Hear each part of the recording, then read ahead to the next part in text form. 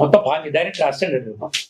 5 assistant பேட்டா கொடுத்தா போதும், அவர் பேர் கீழே இருந்தா போதும், 3 படம் இருந்தா போதும் மச்சான், நான் ஒரு தியேட்டர் ஓனர் பிடிச்சி வச்சிருக்கேன், அடுத்து நம்மளுக்கு தான் அப்படின்னு சொல்றதெல்லாம் இருக்கலாம்.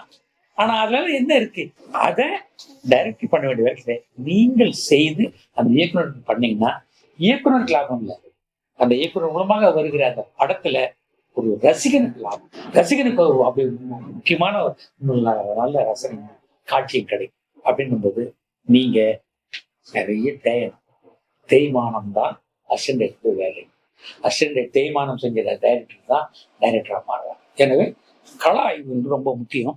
நீங்க தேடி கூடிய விஷயத்தை வந்து கேள்விப்பட்ட கூகுள்ல இருக்கலாம் நிற்காதீங்க, கூகுள்ல இருக்கட்டும், தேடிங்க.